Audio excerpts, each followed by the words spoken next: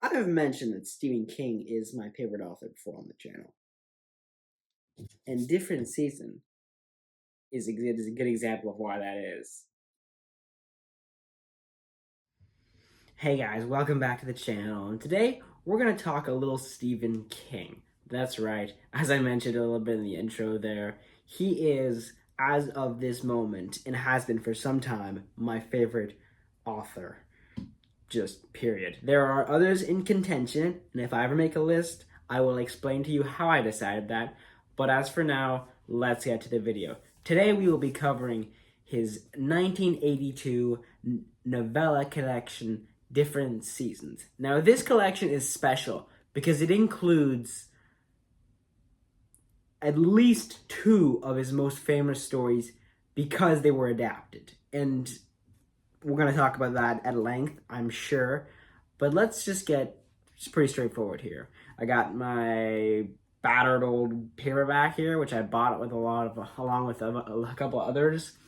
I bought them used, so you can tell this is a movie tie-in edition for Stand By Me. I kind of like that. I don't know, just something I have. But yeah, I was sort of thinking about this video, and I wanted to do something a little different for the formatting. I could have done a review for each of the stories because there is enough to talk about in each of the individual stories here. However, I don't want to make that many videos, especially if it's just discussing that much. There's plenty of discussion to be had, and I'm happy to have that with you guys in the comments or whatever.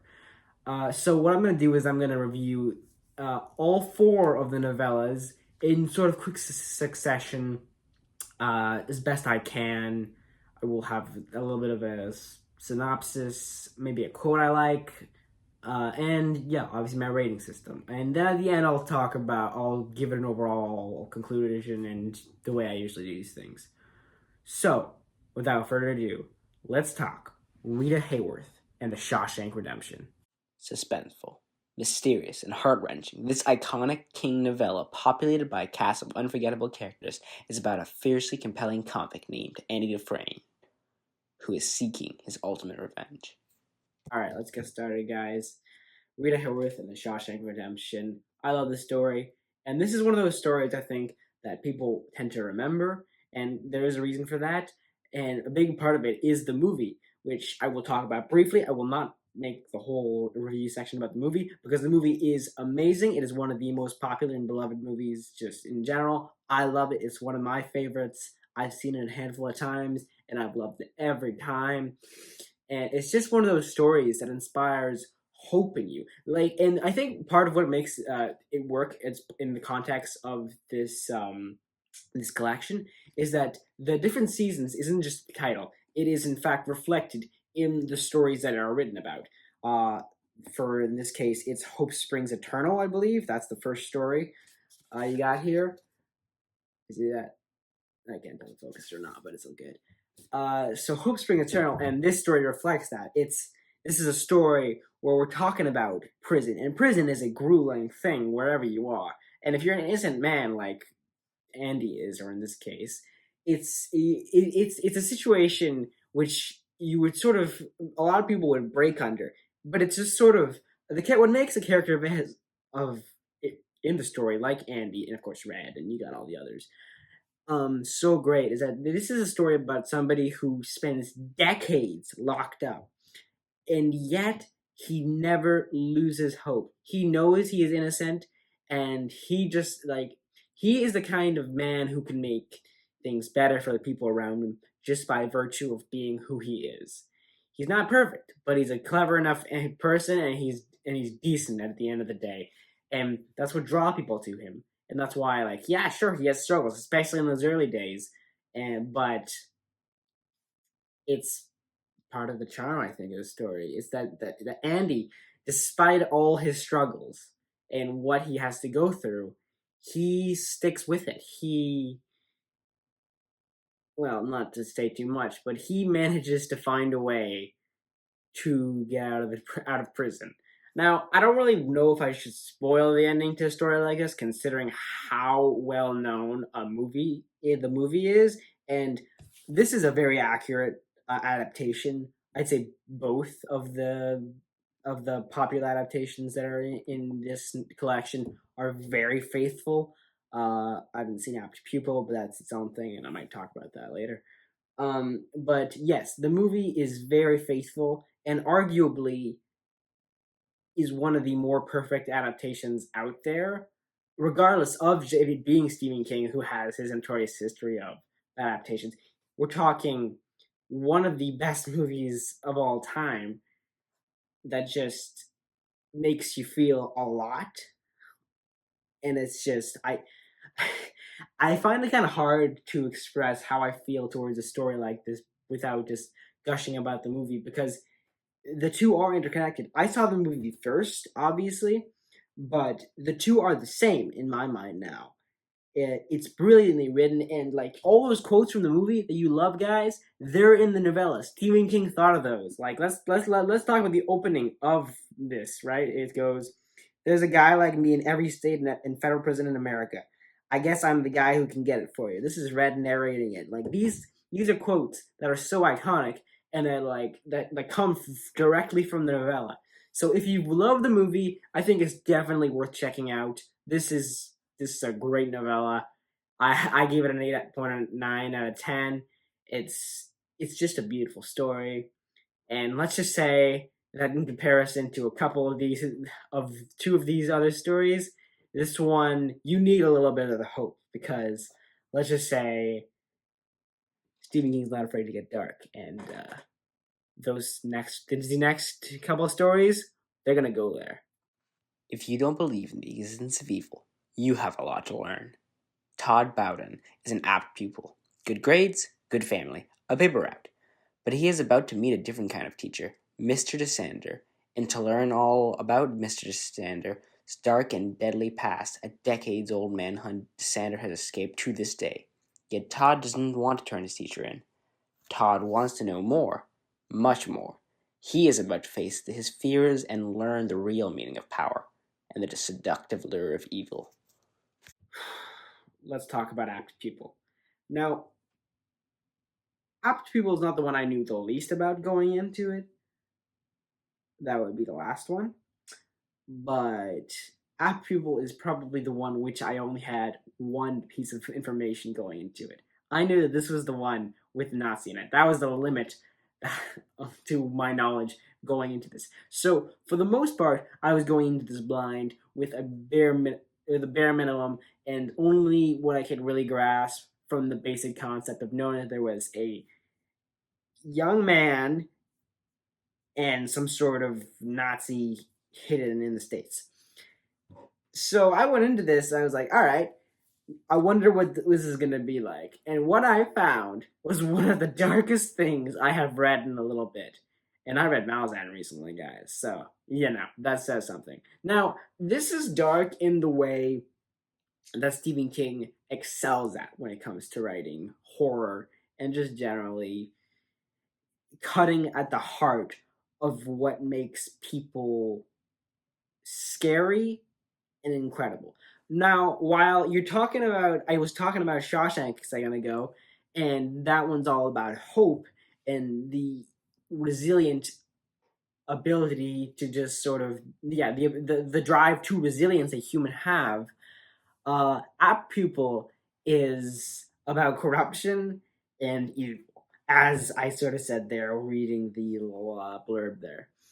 It's about people and how the darkness is all inside of us. And Stephen King is great at bringing that out. He brings it out in a lot of his novels. You're talking about some of the most terrifying characters that Stephen King's ever written, and a lot of them are just humans. That's sort of what's amazing to me. Now, this story is interesting because I'm not going to be too spoilery, but I do want to preface this by saying this is one of those stories which I feel like I need to say a few things, like talking about the plot. So this is one which took me a while to read for random reasons, but what I'm getting at is when I read it, I was shocked at how much darker it kept getting. So we're starting by talking about just a kid who, at first glance, is normal, all American, kid, right? And that's sort of the vibe that Stephen King is hitting for. And he succeeds, but quickly you notice there's something wrong with this Todd fella. Now, obviously, there's the other guy, the Nazi, who, Mr. Descender, not a great guy, obviously, and you learn more and more about that as the story goes on. Uh, it's just, I sort of want you, everybody, I feel like everybody should read this story just because of how sort of shocking it is in its sort of depths of depravity that people are capable of, and just the what Stephen King excels at here is just making the human psyche terrifying. Like, I see, we all have our demons, our darkness inside of us. I think some more than others, obviously, and I think it's really scary when you find yourself identifying with the darkness in some of these characters. And I'm not gonna, I'm not gonna sit here and lie to you guys. Especially early on, I definitely saw myself in Todd, and I think you're supposed to if you're a younger man. You're supposed to identify with this kid because he's just sort of supposed to be its archetype at first, but as the story goes on and things happen, that's when you sort of go, oh shit, I regret everything I just said. I do not identify with him. This kid's a monster. But also, you got to admit to yourself that there's a part of you that sort of understands where. That's what I think is so great about Stephen King's writing, especially when he's writing characters like this, is that he never makes. Well, sorry, he does sometimes. I'm not gonna pretend like he doesn't have his occasional flop when it comes to story and execution, but this is a prime case of when he does it really good, of a character downward spiral, his progression into depravity. Just it's very realistic in the way he depicts Todd's let's just say downfall. And it does feel absurd at times because this story is a little absurd in its general concept. We're talking about a kid blackmailing a Nazi into telling him old war stories, and then he gets the tables flipped on him, and it's kind of weird, and it just sort of it feels absurd, especially at the end when you're sort of realizing the sort of mess that they've both gotten themselves into, and you're just sort of like, oh my god, how did I follow these two characters this whole time? And then it just sort of ends, and then one of the most sort of in a very shocking way. And this is one of those stories which I don't think Stephen King ever intended to have a weird be really reflective of society today. But as someone who's reading it, who's grew up in the internet age, you do see similarities to things that have happened. Now, I'm not going to go off the rails and rant about Stephen King's politics because you could go on his Twitter account, he does that enough. But this is the sort of thing where it is very much the relevance of this story.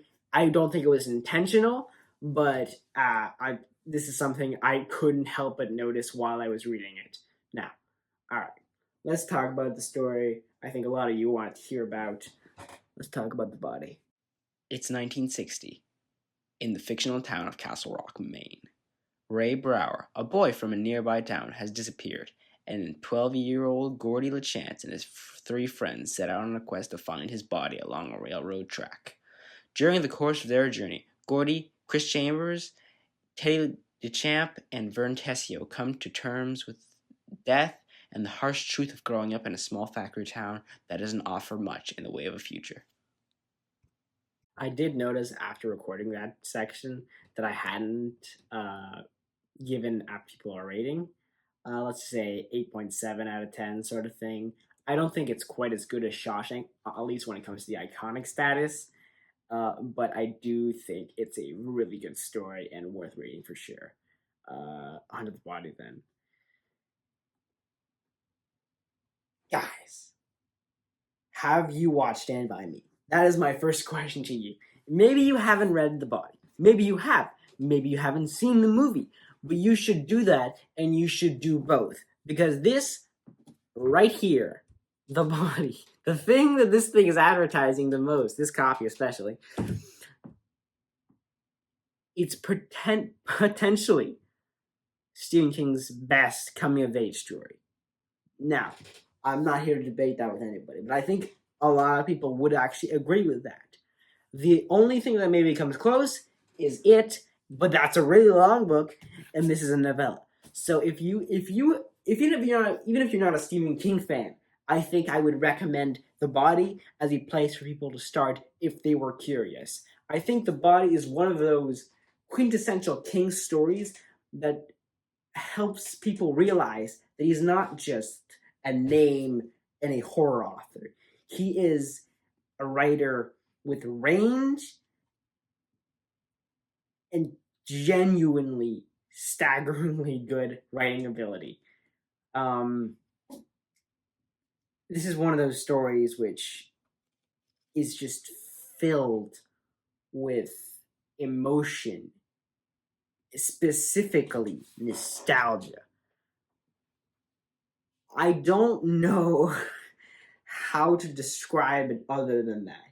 And I didn't grow up in the 1960s, as you can probably tell. But it's just, the story itself is so infused with the period and that aura of the times. And the movie does a great job of reflecting that. I've only seen the movie once, but I remember that very clearly. I have to watch it again because of this. It's the aura that, like, you can tell. And I know that this is easily Stephen King's, like, I think he said it himself, this is most, this is not, I'm not saying it's his most personal novel, but he has I believe, gone on record and said that this is very much based on his childhood, obviously growing up in Maine. I don't know specifically if he went to go see a dead body with his friends or not, but I do know that it is very much inspired by his childhood in Maine. Actually, you know what, guys? I don't know if he tells you this, but I actually went to go see the Stephen King house in Bangor. This is just something I'll put on a picture right now, but it's something cool. It's just something I saw as my favorite author. It's something that's fun. I thought I'd mention that. I don't know why, but no. This is one of those stories that there's just so much life and youth in it, and I think what's so interesting about it is that the character in it, was it Gordy, right? He's very much a insert from King, and I don't think he's even trying to hide that. You read it; he's a writer. He lived in Maine. Stephen King's not being subtle in the fact that he's an insert character. Obviously, Stephen King didn't lose his brother quite like Gordy did, but he didn't have a father. So there are, like, if you want to, like, pick up the similarities, they're there. Obviously, he had to switch some things up, but it is very much him in a sense. I'm not going to pretend like he's the exact same character, because I have never met the guy. I can't see it for sure. All I know is interviews and stuff. But I definitely feel like this is a story that's teeming with, like, his memories of his past. And it's such a beautiful story. I'm trying to remember what this one is. It's Fall from Innocence. Duh, coming of age. We're talking about one of the premier coming of age stories. Like, at least Stephen King is the best. I'm not saying it's the best. That is up for you to decide. I probably would have to go back in the repertoire and try to figure out what, like, make a list there. Maybe I'll do that someday. List of the best coming of age stories. But it's The Body, man. It's one of those stories that you read and you do remember, not even because it's not about, because though the body is at the center, the dead body, the corpse here, we're talking the quest, the sort of underlying incident here, though it is at the center of what their goal is to achieve, that's not what the story is about. It's obviously immortality has to do with it, but it is about childhood, and the body is more a metaphor, and it's not subtle in that way. Stephen King is not one for subtlety necessarily, but I think it works in his favor because his writing, especially, this is a story which has some beautiful, like, quotes. There's one in particular. I wish I'd highlighted it before I started filming. Something about crap. I don't even remember what it was, but it's one of those stories that you remember just because it's beautifully written. Stephen King is not always the best writer. He's a great writer. He's got a lot of years of experience, and read the body, guys. Let's like. Is there something else I need to tell you? This is one of those stories which I feel like all I do on this channel is gush about things that I like, and is that so wrong? But this especially. I think it's so special, so special that like let's not all the like I'm talking about the next story, and I think it's probably the weakest, but it's also the shortest. This is a collection of 4 great stories. This is just, I think you should just read this different seasons. It's not really much else to say. It's not very long as far as books go. And the body I think is the longest story in here. I'm not 100% sure. It's either that or Apt Pupil. But regardless, it shouldn't take you as long as it took me if you actually try. It took me a while. I was just slow about it. I don't know why. I just was busy with other stuff. But it's so memorable. The sort of metaphor, this metaphorical changing of seasons, especially how it's represented in the story. I don't know if like how he put this together. I don't know if he had those stories just sort of sitting at a drawer somewhere and he sort of picked them out and decided, oh, I need to make another book, so let's make this collection. I would be interesting actually in seeing if that was something he planned, if he wrote these stories specifically for the collection, or if like his other like short story collections, he just sort of grabbed a bunch he had and he sort of sent them to a publisher. This feels a lot more like they were written, the novellas were written for the collection. And if that's the case, then Dan did do a good job of it. The body, man. I sort of, I feel like this is, I wrote down on my notes here 8.9 out of 10, which is the same I gave, oh no. Hold on, no, that was something else. No, what I actually gave it was 9.4 out of 10. My rating system is pretty arbitrary, guys. Don't give too much weight to it. It's just sort of numbers. If I have to give something a rating, I do what I can. But yes, this is an amazing story. Read the body, guys. Read the whole freaking thing. It's great. It's worth your time. In this masterful horror story, 13 men gather in their gentlemen's club to hear the story of the breathing method, and they will be forever transfigured by this terrifying story of a woman who was determined to give birth at all cost. So this last story is going to be the one I probably have the least to say about it. But that's not because it's not a good story, it's because it's really short. I don't even know if it really counts as a novella, though I think a novella is a short story. The main difference is word count, right? I'm pretty sure I've done the research on that before. So if you are curious as to should you read this last story, because this is the one who, of the 4 stories, this is the only one that doesn't have an adaptation. And I think the reason for that is it wouldn't be that interesting. Because while the story is very good, it's also not that exciting outside of the way that Stephen King writes it. The breathing method, I haven't said the name yet, so I just realized that, is an interesting story because it's just about a woman. It's a guy, so it's an old doctor who's telling the story of this woman who, an unmarried woman in like, I want to say it was the 50s, he said it was, something like that. And it's an unmarried woman in New York who was pregnant with a baby that she was determined to give birth to, as I sort of said there in my description. And that's the story. It's very sped up, and then it has a very brutal ending.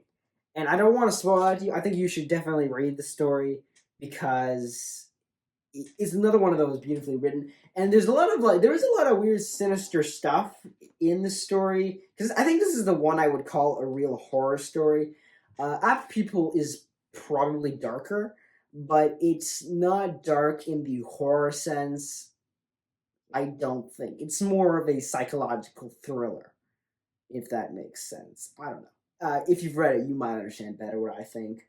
But this one is very much the most horror tale, just because of some of the subject matter. There's nothing like when I mean to talk about the disturbingness of it. It's just I don't want to spoil it, so I don't want to say what happens. But it's the sort of thing where if you've read it, you know, and you're like, yeah, I get that. So I'm gonna just try to keep it brief. This is another really well written story.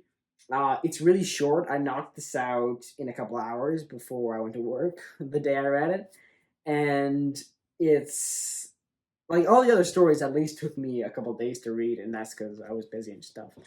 Um, but this one was really short, and that was definitely refreshing, especially considering I was ready to get on with the other books.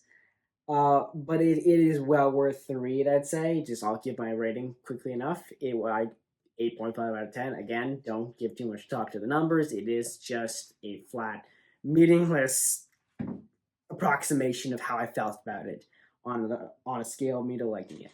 And I did like it. It's a really good story. It's well written. It's memorable.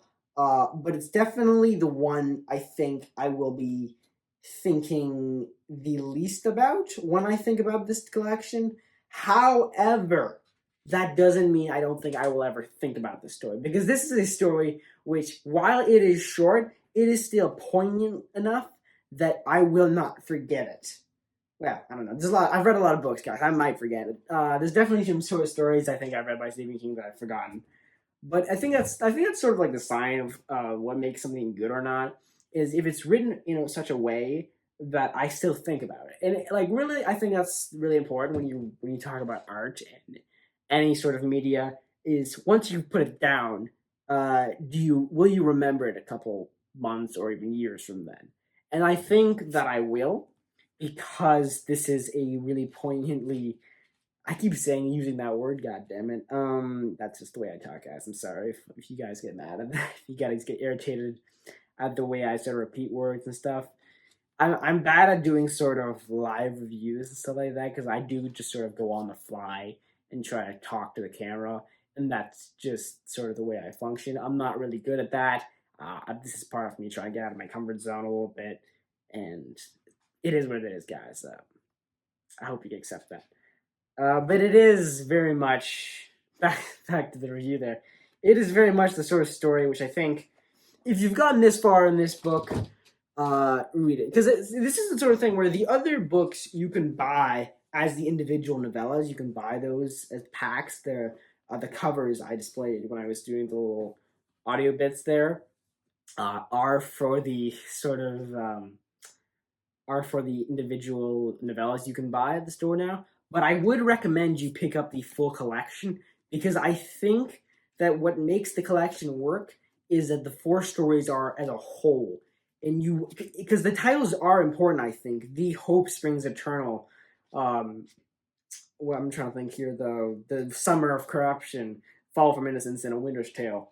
All those titles, they're like, they're about the seasons, right? It's not subtle. But it does, like, when you consider the stories as a package, I think it sort of elevates them to something even more special. And I'm talking about, and this is a collection of novellas that are so special on their own. We've talked about that already.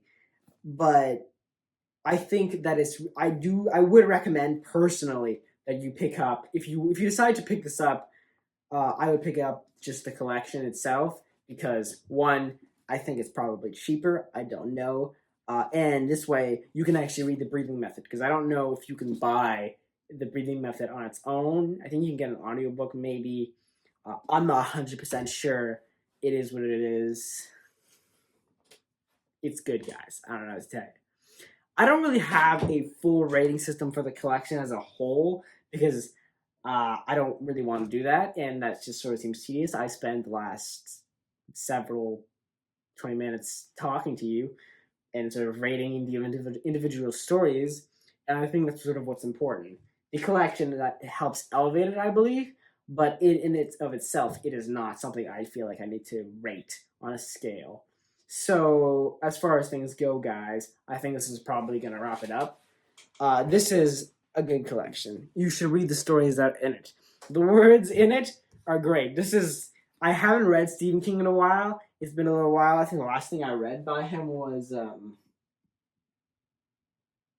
I don't even remember, actually. It's been a while. Maybe it was Revival. Was it 11/22/63? It's been a while. I'm looking up my bookshelf right now. I'm trying to think about it. Yeah, it's been a minute, but it's always a pleasure, and especially when you're reading older King, because like I've read a lot of his books, but I sort of bounce around his bibliography. I used to want to read it like in them in order, but since then I sort of just read where I feel like, and I have a lot of them physical, some of them digital. I've audiobooked a lot of them, and it's a great time. There's a reason my favorite author. He's the one I think I have been reading for the longest, probably. I don't even know if he's the author I've read the most from, just because of how great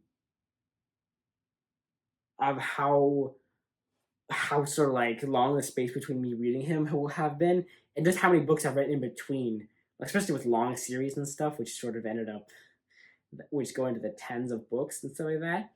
But I don't know. Uh, Pick up different seasons, guys. I hope you've enjoyed the video. Like and subscribe if you you don't mind supporting the channel.